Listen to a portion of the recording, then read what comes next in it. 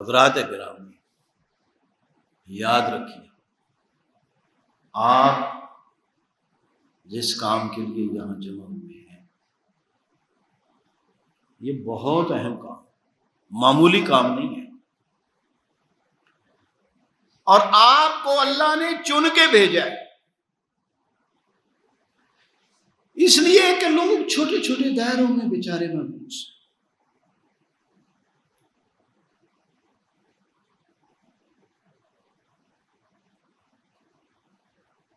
ایک کنویں کا مینڈک تھا، کنویں میں رہا کرتا تھا،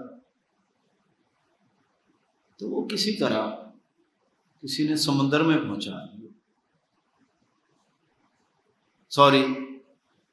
کنویں کے مینڈک کے پاس سمندر کا مینڈک آ گیا۔ کہنے کا بس اتنی سی جگہ؟ اس نے کہا تم کہاں سے؟ اس نے کہا سمندر سے۔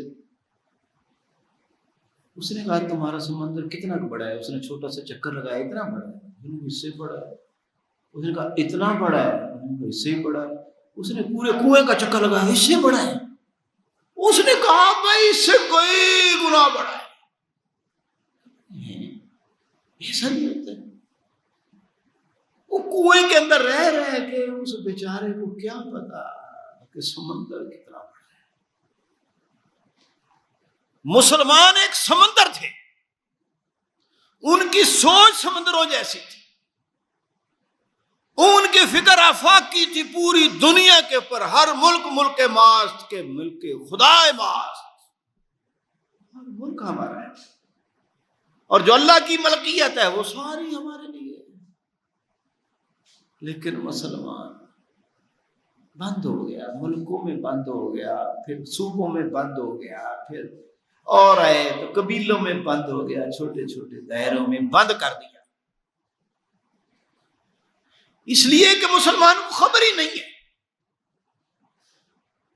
اب ان کنویں کے مینڈکوں کو آپ نے سمندروں کی سیر کروانی ہے، اس طرف لے جانا ہے، ان کے ذہن کو کھولنا بڑا مشکل ہے۔ حضرات، اس کی وجہ یہ ہے کہ اس سمندر کی کوئی دعوت ہی نہیں دے رہا، جو اسلام کی دعوت کے اندر ہے کوئی دے نہیں رہا، سب اپنے اپنے دائروں میں بند ہے، سوچ نہیں سکتے، کوئی چھوٹے چھوٹے مسئلوں میں گرا ہوا ہے، کوئی نماز روزے تک گرا ہوا ہے، کوئی کہتا ہے کہ چلو 4 ڈسپینسریاں بنا دو، اس میں گرا ہوا ہے، کوئی کہتا ہے اپنے قبیلے کی فلاح و بہبود تک، اس میں گرا ہوا ہے، اس سے آگے سوچ ہی نہیں سکتا کہ مسلمان امت کیا ہے، کہ کنتم امت اخرجت للناس، تم بہترین امت ہو، بہترین امت ہو۔ کیوں بہترین ہو؟ اخرجت للناس، کہ تمہیں تو انسانیت کے لیے نکالا گیا، انسانیت کی بھلائی کے لیے، انسانیت کی رہنمائی کے لیے نکالا گیا۔ لیکن ہم اندر ہی اندر بند ہو گئے، انسانیت سے دستبردار ہو گئے، کسی کو اپنی مسجد کی فکر پڑی ہوئی، کسی کو اپنی برادری کی فکر پڑی ہوئی، بس اس روئے زمین کے اوپر کس کا قبضہ ہے اس کی کوئی فکر نہیں۔ مولوی صاحب کا فکر ہے میرے مسجد اور مدرسے پہ دوسرے مولوی کا قبضہ نہ ہو جائے، علاقے کے سردار کو فکر ہے کہ اس میں کوئی اور بڑا سردار نہ بن جائے، اور روئے زمین جو پوری اللہ کے رسول نے فرمایا میرے لیے مسجد بنا دی گئی ہے، اس مسجد کے اوپر غیروں کا قبضہ ہے، نافرمانوں کا قبضہ ہے، اسے چھڑانے کی کسی کو فکر نہیں ہے۔ آپ اس کام کے لیے آپ کو تیار کیا جا رہا ہے۔ ادعو الی سبیل ربک، اپنے رب کے راستے کی طرف دعوت ہے۔ جو رب سارے جہان کا رب ہے تو اس کا ماننے والا بھی سارے جہان کا خیر خواہ ہوتا ہے، اور سارے جہان کی رہنمائی کرنے کے لیے پیدا کیا گیا۔ لیکن ہم دوسروں کی کیا رہنمائی کرتے، ہم تو خود دوسروں کی رہنمائی کے محتاج بن کر رہے ہیں۔ تو ہی ناداں چند کلیوں پر کنات کر دیا، ورنہ گلشن میں علاجے تنگی دامات محدود ہو گئے۔ تو اللہ کہہ رہا ہے کہ جو میری توحید سے وابستہ ہو جائے گا اس کا دل و دماغ اتنا وسیع ہو جائے گا کہ وہ انسانیت کے لیے سوچے گا، اور جب انسانیت کے لیے سوچے گا تو چھوٹے چھوٹے مسئلے، چھوٹے چھوٹے دائرے اس کے لیے کوئی اہمیت نہیں رکھے گا۔ تو میرے بھائی، اگر آپ یہ دعوت نہیں دے رہے، اگر ہم دین کی دعوت نہیں دے رہے، توحید کی دعوت نہیں دے رہے، انسانیت کو اکٹھا کرنے کی بات نہیں کر رہے، اسلام کو پھیلانے کی بات نہیں کر رہے، تو یاد رکھیے تو دعوت تو دی جا رہی ہے، دعوت تو دینے والے دیتے رہیں گے، جماعت اسلامی والے نہیں دیں گے، کوئی اور دیں گے۔ پوری انسانیت کی بات کرنے والے نہیں بات کریں گے تو تنگ دائروں کی بات کرنے والے کریں گے۔ لوگوں نے دعوت تو دی نہیں۔ اگر اللہ کی بات نہیں نہ پہنچ رہی تو میدان خالی نہیں رہنا ہے، اس پہ کسی نے قبضہ کرنا ہی کرنا ہے۔ تو پھر کوئی قوم پرست بنا دے گا لوگوں کو، ایک دوسرے سے لڑنے کے لیے بھڑکا دے گا، کوئی پنجابی کی نفرت دلا دے گا، کوئی بلوچی کی نفرت دلا دے گا، اور وہ اپنا کام غیروں کے لیے کرتا چلا جائے گا، اس کو پتہ بھی نہیں چلے گا۔ تو اللہ کے رستے کی طرف بلانا ہے۔ اللہ ایک ہے اور ساری مخلوق اس کا قلبہ ہے، اس کو اللہ کی طرف بلانا ہے۔ اور اللہ کی طرف بلانے کیا ہے؟ دنیا چھوڑ دیں، کوئی کام نہ کریں، اللہ اللہ کرنے کے لیے مسجدیں بیٹھ جائیں، اللہ اللہ کرنے کے لیے کھو میں جنگل میں چلے جائیں اور وہاں چلے کاٹیں۔ کیا خیال ہے؟ اللہ کے رسول کے اوپر جب وحی آئی تھی تو آپ کہاں تھے؟ کہاں تھے؟ بتاؤ، بولو۔ غار حرا، شہر سے دور، کنجے تنہائی میں، علیحدہ خلوت میں بیٹھے اللہ اللہ کرتے تھے نا۔ جاگ رہے ہیں نا؟ ذرا یہ کمر چھوڑ دیں یار، یہ ٹیک لگائی ہوئی ہے آپ نے، یہ چھوڑ دیں ایک بار، سارے چھوڑ دیں، کوئی کچھ نہیں ہوگا۔ آپ جوان لوگ ہیں، اکثر یہ جوان ہیں، باقی سارے مجھ سے عمر میں بھی تھوڑے ہی ہیں، 2-4 بزرگ بھی بیٹھے ہوئے ہیں۔ آپ بالکل ٹھیک رہیں گے انشاءاللہ، اور نیند بھی نہیں آئے گی انشاءاللہ۔ جی، اللہ کے رسول کہاں تھے؟ غار حرا میں۔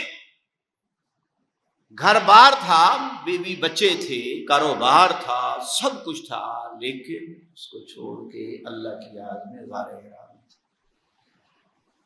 جب وحی نازل ہو گئی اور پھر دوسری وحی بھی آ گئی،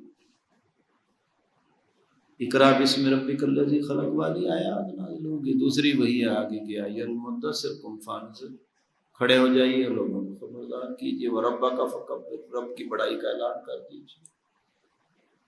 اب مجھے بتائیں، اگر آپ پڑھے لکھے ہیں، ان پڑھ ہیں، سنا ہو یا پڑھا ہو، اللہ کے رسول اس کے بعد غار حرا میں گئے ہیں کبھی؟ کیوں بھائی؟ بولو، میرے سوال کا جواب دو۔ غار حرا میں اللہ کے رسول گئے بعد میں؟ کبھی ایک بار بھی گئے؟ کبھی 10 دن رہے، 5 دن رہے، کبھی ایک رات بھی گزاری؟ نہیں گزاری۔ حالانکہ مکے والے مذاق اڑاتے تھے، پھر تانے دیتے تھے، تشدد کرتے تھے، برا پیش آتے تھے، پتھر مارتے تھے، سارا کچھ ہوا نا، لیکن سکون کے لیے، عافیت کے لیے، بچنے کے لیے غار حرا میں نہیں گئے۔ تو اللہ کی طرف بلانے کا مطلب کیا ہوا؟ کہ بندوں سے کٹنا نہیں، جڑنا ہے، اور جو بندوں سے نہیں جڑتا وہ کوئی تبدیلی برپا نہیں کرتا، بلکہ وہ اللہ کے ہاں مجرم بھی ہو سکتا ہے کہ خود تو اللہ اللہ کرنے کے لیے جنگل میں چلے گئے، اور میرے بندوں کو جو تھوڑے بہت ٹھیک تھے ان کو بدماشوں کے حوالے کر دیا، ان کو فاسقوں فاجروں کے حوالے کر دیا، ان کو بے حیائی کے گٹر کھولنے والوں کے حوالے کر دیا، ان کو سود خوروں کے حوالے کر کے تم اللہ اللہ کرنے چلے گئے۔ اللہ نے حکم دیا حضرت جبریل امین کو، جاؤ اس بستی میں بڑی نافرمانی، اس کو الٹ دو، الٹ دو، اس کو دھسا دو زمین میں، نیچے والوں کو اوپر کر دو۔ فرشتہ آیا پھر واپس، یا اللہ وہاں سے ایک بندہ ہے بڑا اللہ کا، ایک لمحہ نہیں چوکتا، تیرا ذکر کر رہا ہے، تیرا خیال کر رہا ہے، تجھے یاد کر رہا ہے، کیسے پلٹوں؟ فرمایا اس کو اور نیچے رکھو اور پوری بستی کو اس کے اوپر پلٹو۔ یا اللہ یہ کیسے، ایسا کیوں؟ فرمایا کہ اس کی بستی کے اندر ظلم ہو رہا ہے، زیادتی ہو رہی ہے، بے دینی پھیل رہی ہے، اللہ کے نبیوں کی سنتیں پامال ہو رہی ہیں، اور اس کو کوئی فکر نہیں، اس کے ماتھے پر کوئی بل تک نہیں پڑتا، اور یہ اللہ اللہ میں مصروف ہے، مجھے اس کی اللہ اللہ کی ضرورت نہیں ہے، اس کو پلٹو، اس کے اوپر بستی کو پلٹو۔ بات سمجھ آئی؟ اللہ کی طرف بلانے کا مطلب سمجھ آ گیا نا؟ دنیا سے کٹنا نہیں ہے، انسانوں سے جڑنا ہے، ان کو بات سمجھانی ہے حکمت کے ساتھ۔ اور حکمت کیا ہوتی ہے؟ یہی کہ سمجھداری کے ساتھ بات کریں، جس کے ساتھ تعارف ہی نہیں، جان پہچان ہی نہیں، اس کے اوپر بات کی، اور کسی نے لوگ تبلیغ کرنے لگے، کہنے لگے بھائی اللہ کے رسول کافروں کو دعوت دیتے تھے، ہم بھی آپ کے پاس آئے ہیں، ہم بھی آپ کے پاس آئے ہیں۔ اور وہ مخاطب کون ہے؟ مسلمان ہے، مسلمان ہے، اور اس کو ہم تبلیغ کر رہے ہیں کہ اللہ کے رسول کافروں کو دعوت دیتے تھے، ہم آپ کے پاس آئے ہیں۔ پہلے تو گویا اپنے الفاظ پہ تو غور کریں کہ اللہ کے رسول کافروں کو دعوت دیتے ہیں، ہم آپ کے پاس آئے ہیں، گویا کہ آپ بھی کافر ہیں، ہم آپ کو مسلمان بنانے آئے ہیں، یہ ٹھیک ہے؟ تو حکمت کے خلاف ہے، حکمت کے ساتھ دعوت۔ حکمت کیا ہے؟ کہ بے علم کی بے علمی کا لحاظ رکھیں، کم عقل کی کم عقلی کا لحاظ رکھیں، جو دین سے جتنا جڑا ہوا ہے اس کی قدر کریں، جو دین سے جتنا دور ہے اس کی دکھتی رگ کو نہ چھیڑیں، اس کو اچھے طریقے سے اس کو سمجھائیں کہ اس کی جہلیت پھڑک نہ پڑے، وہ الٹا لڑنے کے لیے نہ دوڑ پڑے۔ اپنی طرف سے نہ، بات اللہ کی پہنچانی ہے، اچھے طریقے سے پہنچانی، یہ نہیں کہ ہمیں اچھے طریقے سے، اللہ کہہ رہا عمدہ طریقے سے پہنچاؤ، ادعو الی سبیل ربک بالحکمۃ۔ یہ نہیں ہے کہ دین کی دعوت کا غبار چڑھا ہوا ہے اور ساری تقریریں ایک ہی دن کر دی، ساری بات آج ہی سنا کے جانا ہے، پورا اسلام میں اس کو آج ہی داخل کرنا ہے۔ او بھائی اس کو تو کلمہ صحیح نہیں آتا، اس کو یہ ٹھیک کرا دو، اس کو ایمان کی حقیقت کا ہی نہیں پتا، اس کو ایمان کی حقیقت بتا دو، اس کو اسلام کا نہیں پتا، اس کو اسلام بتاؤ، اور جو پہلا کام وہ تو نماز ہی نہیں پڑھتا، اس کو نماز کی بات بتاؤ۔ آپ زکوٰۃ پہ چڑھ گئے، آپ حج کی نصیحت کرنے لگ گئے، بھائی جو وہ آسانی سے کر سکتا ہے اس پہ لگا۔ حکمت بتاؤں، ہندوستان کے اندر ایک بزرگ تھے، عالم دین تھے، تو وہ اپنے مریدوں کے ساتھ ایک ایسے علاقے میں چلے گئے جہاں ہندو زیادہ رہتے تھے، مسلمان تھوڑے سے رہتے تھے، اور ان کی ساری عادتیں بھی ہندوؤں والی تھیں، لیکن نام کسی کا مسلمانوں والا تھا، مسجد بھی تھی بے آباد پڑی تھی۔ وہ وہاں گئے، ان کو تبلیغ کی، ان سے پوچھا بھائی کٹھے کیا، بھائی تم مسلمان ہو؟ انہوں نے کہا جہاں جہاں ہم مسلمان ہیں، کیوں نہیں؟ بھائی مسلمانوں والا کیا کام کرتے ہو؟ جی یہ دیکھیں مسجد بنائی ہوئی ہے، اور کیا کرتے ہو؟ جی نکاح بھی کرتے ہیں اور پھیرے بھی لیتے ہیں، ہندوؤں کی طرح پھیرے بھی لیتے ہیں، آدھوں کے نام بھی کوئی ہندوؤں والے تھے، ملے جلے نام تھے، اور کیا کرتے ہو؟ جی ہم امام حسین کی نیاز دیتے ہیں، امام حسین کا تعزیہ نکالتے ہیں۔ انہوں نے کہا ٹھیک ہے، تم تو واقعی مسلمان ہو بھائی۔ تو ان کی حوصلہ افزائی کی اور کہا کہ اچھا یہ جو مسجد ہے یہ تو بے آباد پڑی ہوئی ہے، بھائی اگر بنائی ہے تو اس کی صفائی کر لیا کرو. جی ٹھیک ہے ہم صفائی کر لیا کریں گے. بھائی تم میں سے کوئی ایسا بھی ہے جو اذان بھی دے دے؟ جی اذان تو نہیں. بھائی اذان اگر ہم سکھا دیں تو اذان دے دیا کرو. دیکھو اللہ کے گھر میں اللہ کا نام ہی نہ لیا جائے تو اذان دے دیں, کوئی نہ کوئی آ جائے گا, نماز بھی پڑھ لے. مولانا صاحب یہ کہیں گے آ گئے تو مرید کہنے لگے جی وہ تعزیہ نکالتے ہیں. تعزیہ سمجھتے ہیں؟ یہ جو شیعہ حضرات ہیں نا, یہ تو ماتم وغیرہ کرتے ہیں نا, تو اس زمانے میں جو سنی حضرات ہوتے تھے نا, وہ حضرت امام حسین کا تعزیہ نکالتے تھے. تعزیہ یہ ہوتا تھا کہ اتنا ایک مینار سا بنا لیتے تھے, پتیوں کا لکڑیاں بنا کے اونچا سا مینار سا بنا لیتے تھے, سارا دن گلیوں میں اس کو گھماتے تھے. ہم خود تعزیہ نکالا کرتے تھے, ایک وقت تھا, ٹھیک ہے, اور پھر اس کو شام کو قبرستان میں دفن کر دیتے تھے. جھنڈیاں شنڈیاں لگی ہوتی تھی. تو کہا کہ تعزیہ نکالتے ہیں؟ انہوں نے کہا جی بالکل تعزیہ نکالتے ہیں. انہوں نے کہا ٹھیک ہے ٹھیک ہے. تو مرید کہنے لگے حضرت آپ نے ان کو تعزیہ جیسی بدعت کی اجازت دے دی کہ نکالتے رہو؟ یہ تو بدعت ہے, یہ تو شیعوں والا کام ہے. مولانا نے کہا کہ بھائی ان کے اسلام سے نسبت اسی طرح ہی تو جڑی ہوئی ہے. ہندو تو تعزیہ نہیں نا نکالتے, نکالتے تو مسلمان ہی ہے نا. تو وہ بیچاروں کی نسبت اتنی, یہ نسبت بھی میں توڑ دوں کاٹ کر آ جاؤں تو پھر تو ان کے پاس اور نشانی کیا رہ جائے گی. ان کو حضرت امام حسین کے نام سے ہی چلو محبت ہے, تعلق ہے, نسبت ہے.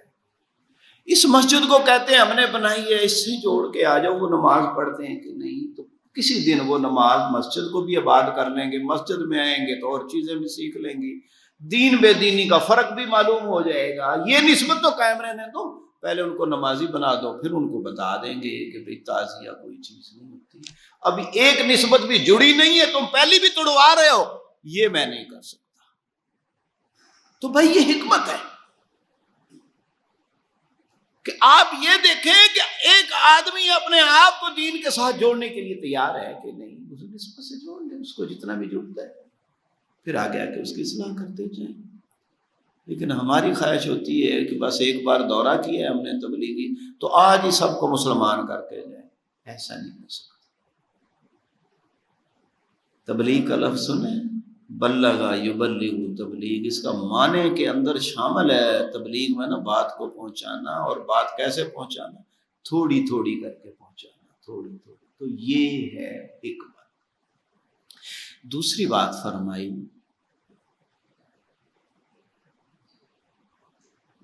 والموعظۃ الحسنہ, اچھے واعظ کے ذریعے سے ہمدردی, دل سوزی, خوبصورت گفتگو, اس کے ذریعے سے بات پہنچانی. دل کو جیتنا ہے, بحث نہیں جیتنی. محض دلائل نہ ہو, دل سوزی ہو, اگلے کو آپ کی خیر خواہی نظر آ رہی ہو کہ آپ ان کے خیر خواہ ہیں. اس کو کہتے ہیں موعظہ حسنہ, بہترین واعظ. کیسا واعظ؟ ایک مثال حضور کی زندگی سے آپ کو دوں. حضور نے جب مکہ فتح کر لیا, اس کے بعد آپ نے حنین کے اندر بڑی کامیابی حاصل کی. تو مکہ فتح ہونے کے بعد 2000 مکے والے جو نئے نئے مسلمان ہوئے تھے وہ بھی آپ کے ساتھ تھے. 10,000 پرانے مسلمان تھے جنہوں نے بڑی تکلیفیں اٹھائی تھیں. حنین کے اندر آپ کو 40,000 بکریاں مل گئیں, 24,000 آپ کو اونٹ مل گئے, سونا چاندی وافر ملا آپ کو, بڑا مال غنیمت ملا. اب آپ نے تقسیم کیا. ابو سفیان جو مکے کی فتح کے موقع پر مسلمان ہوئے اور ساری زندگی اسلام کی مخالفت میں سردار کی حیثیت سے جنگ مدینہ پر مسلط کرتے رہے تھے, حضور صلی اللہ علیہ وسلم نے ان کو بلایا, 100 اونٹ دے دیے. کتنے؟ 100 اونٹ اور 6 کلو چاندی دے دی. ان کا ہے یا رسول اللہ میرے بیٹے معاویہ رضی اللہ عنہ کے لیے بھی. فرمایا جاؤ 100 اونٹ اور 6 کلو چاندی. کہا کہ میرے بیٹے یزید کے لیے جاؤ یہ بھی دے. 300 اونٹ 18 کلو چاندی ایک ہی گھر میں چلی گئی. ہاں پھر ابو جہل کا بھائی مسلمان ہو گیا، اس کو سونپ دے دیے. امیہ بن خلف کا بیٹا مسلمان ہو گیا، صفوان بن امیہ سونٹ اس کو دے دیے. ہزاروں اونٹ پتہ نہیں کتنے مکے والوں کو دے دیے، نئے نئے مسلمانوں کو. تو مدینے والے کہنے لگے نوجوان کہ ابھی تو ہماری تلواروں سے قریش کا خون ٹپک رہا ہے، انہوں نے ہم پہ جنگیں مسلط کی، ہم نے اللہ کے رسول کا ساتھ دیا، تو آج اللہ کے رسول کو بالآخر اپنی قبیلہ یاد آ گیا، آج اپنے قبیلے کو ہی نواز رہے ہیں.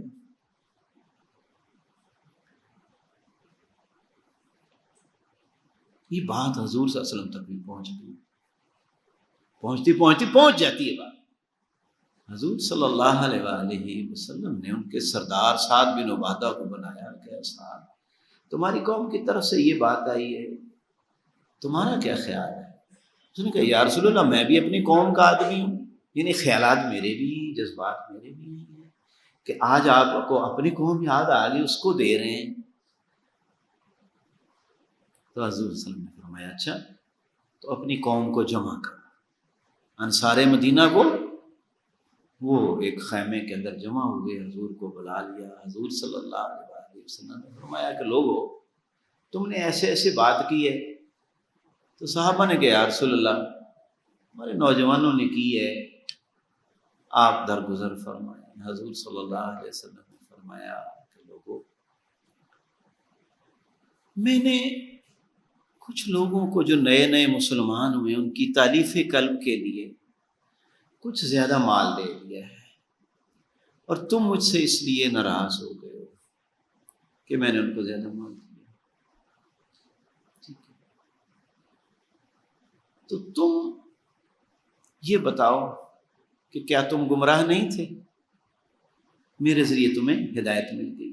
کیا تم اوس اور خزرج آپس میں لڑائیاں نہیں کرتے تھے؟ میری وجہ سے بھائی بھائی بن گئے. کیا تمہارا دنیا میں کوئی مقام تھا؟ میری وجہ سے تمہیں عزت حاصل ہو گئی. سارے کہہ رہے تھے کہ صدق و رسول اللہ، اس کے رسول ہی سچے ہیں. پھر آپ نے فرمایا کہ نہیں، تم یہ کہہ سکتے ہو کہ اے محمد تمہاری قوم نے تمہیں تمہارے وطن سے نکال دیا تھا، ہم نے تمہیں جائے پناہ عطا کی تھی، تمہیں اپنے گھر دیا تھا. تمہاری قوم نے تمہارے اوپر جنگ مسلط کی تھی، اے محمد صلی اللہ علیہ وسلم ہم نے تمہارا ساتھ دیا تھا، تمہارے ساتھ اپنا خون بہایا تھا. تم یہ بھی کہہ سکتے ہو، یہ بھی کہہ سکتے ہو. صحابہ بڑا پریشان، دلداری کر رہے ہیں. اور فرمایا کہ میرے صحابہ اس لیے ناراض ہو گئے کہ میں نے ان کو اونٹ دے دیے، بکریاں دے دی. او مدینے والوں وہ اونٹ اور بکریاں لے کر جائیں، تمہیں یہ زیادہ پسند ہے کہ یہ زیادہ پسند ہے کہ وہ اونٹ اور بکریاں لے کر جا رہے ہیں اور تم محمد صلی اللہ علیہ وسلم کو اپنے ساتھ مدینے لے کے جا رہے ہو؟ کون سی چیز پسند؟ صحابہ کرام رو رہے تھے، دھاڑے مار رہے تھے، یا رسول اللہ ہمیں آپ کے علاوہ کچھ نہیں چاہیے، کچھ نہیں چاہیے. تو آپ ان کو ڈانٹ بھی سکتے تھے لیکن ڈانٹا نہیں، ان کی قدر کی، دلائل نہیں دیے لیکن ان کے دلوں کو جیتا. اور پھر یہاں ہی نہیں بلکہ فرمایا اللہ انصار پر رحم فرما، انصار کی اولاد پر رحم فرما، انصار کے پوتوں پر رحم فرما. ارے انصار مدینہ میرے بعد ہو سکتا ہے تمہیں تکلیفیں آئیں تو صبر کرنا، حتیٰ کہ حوض کوثر پر آ کے تم میرے سے ملاقات کرو. تو اللہ کے رسول صلی اللہ علیہ وسلم نے دل جیتے. یہ موعظ حسنہ دھاڑے مارنا نہیں ہوتا، چیلنج کرنا نہیں ہوتا، بڑھ کے مارنا نہیں ہوتا. موعظ حسنہ یہ ہے کہ آپ دل سوزی کے ساتھ، درد مندی کے ساتھ، محبت کے ساتھ دلوں کو جیتنا سیکھیں. یہ حضور کا طریقہ ہے. اور آخری بات وجادلہم باللتی ہی احسن، اور اگر بحث کریں، جدال بحث کو کہتے ہیں، تو پھر بہت ہی اچھے طریقے سے کریں. احسن سب سے اونچے درجہ سپرلیٹو ڈگری ہے احسن، جیسے گڈ بیٹر بیسٹ ہوتا ہے نا، بیسٹ طریقے سے. عربی کے اندر اس کو اس میں تفضیل کرتے. واز کے لیے کہا کہ اچھا واز کریں، لیکن اگر بحث کریں تو سب سے بہترین طریقے سے کریں، کیونکہ واز تو بندہ خود ہی ترتیب لگا لیتا ہے، اور واز کی ڈوری مقرر کے بولنے والے کے اپنے ہاتھ میں ہوتی ہے، لیکن بحث کی ڈوری کسی کے ہاتھ میں نہیں رہتی ہے. جب دوسرے آدمی سے بحث کر رہے ہو، 4 آدمی بیٹھے ہو، 5 بیٹھے ہو، تو بات پھیلی ہوئی ہوتی ہے. کیا آپ میں یہ صلاحیت ہے کہ آپ اس کو سنبھال سکیں؟ کوئی کدھر سے وار کرے، کوئی کدھر سے وار کر رہا ہو. پھر جذبات میں اشتعال بھی آتا ہے، کوئی اوٹ پٹانگ کر رہا ہو، آپ کے علمی لیول سے نیچے کی بات کر رہا ہو، آپ اس کو ڈانٹتے ہو، تجھے تو پتہ ہی کچھ نہیں ہے. وہ جاہل آدمی بے قابو ہو جاتا ہے، دوسرا ہی بے قابو ہو جاتا ہے. دلیل آپ کی ٹھیک ہوتی ہے، لیکن اگلا ماننے کے لیے تیار نہیں ہوتا ہے. تو اس لیے بحث کریں ہی نہ، کیونکہ آخری درجے میں اللہ کے راستے کی طرف بلائیں حکمت کے ساتھ، اللہ کے راستے کی طرف بلائیں اچھے واز کے ساتھ. اور بحث میں آخری درجے میں تیسرا ہے، بحث کریں بھی تو بہترین شرط لگا دی، بہترین درجے کے ساتھ کریں، کیونکہ بحث میں بندہ گرمی کھا جاتا ہے، اور جتنی کو قربت ہوتی ہے وہ بھی ختم ہو جاتی ہے. بحث جیتنے کے درپے نہ رہیں. جب بحث غلط رخ پر جا رہی ہو، انتشار پہ جا رہی ہو، لڑائی کی طرف جا رہی ہو، تو بڑے اچھے طریقے سے اس کو بند کر دیں کہ بھائی کوئی بات نہیں ہے، میں نے جو بات کی آپ بھی اس پہ غور کریں، آپ کے دلائل پہ میں بھی غور کروں گا، پھر کبھی بیٹھ لیں گے. کوئی آج ہی تو فیصلہ کرنا ضروری نہیں ہے. میں نے آپ کی بات بھی سنی ہے اور آپ کی بات بھی میں سمجھتا ہوں، تو دیکھیں گے، اس کے اوپر بھی غور کروں گا میں انشاءاللہ، اور آپ بھی کریں اس پہ. تو پھر اس میں نرمی آ جاتی ہے، دل نرم ہو جاتا ہے. تو پھر اگر بات کریں گے نا تو انشاءاللہ قبولیت بھی ہو جاتی ہے. تو حضرات گرامی، ہم نے اللہ کی طرف بلانا ہے. جب اللہ کی طرف بلانا ہے تو طریقہ وہ اختیار کرنا جو اللہ نے بتایا ہے. اپنے قبیلے والا طریقہ نہیں اختیار کرنا کہ ہمارے قبیلے والے تو ایسے کر دیتے ہیں اور ویسے کر دیتے ہیں. نہیں، اب قبیلے کی سردار کی اور آپ کی نہیں چلے گی. بات اللہ کی بلا جانا، اللہ کے کلمے کی بات کرنا، اور مرضی اپنی چلانا، کام خراب ہو جائے گا. اچھی واز اور اچھی بحث یہی دل جیتنے کا ذریعہ ہے. اللہ ہمیں عمل کی توفیق نصیب فرمائے. وآخر دعوانا الحمدللہ.